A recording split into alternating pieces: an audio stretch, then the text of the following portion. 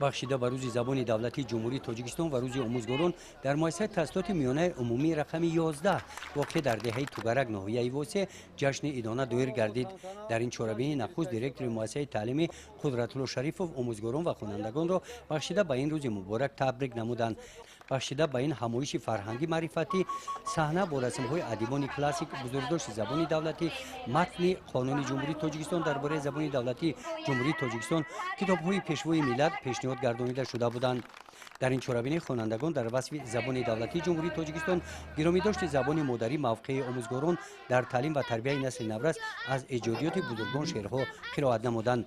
چهاربینی از بخش‌های جالب عبارت بودند.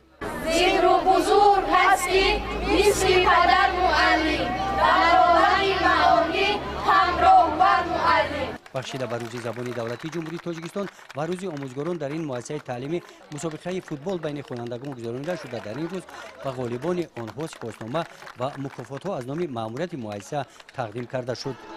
چهاربینی بخشیده به روز زبان دولتی جمهوری تاجیکستان و روز آموزگاران در این مؤسسه تعلیمی با رقص کلکتیوی آموزگاران جنبش گردید.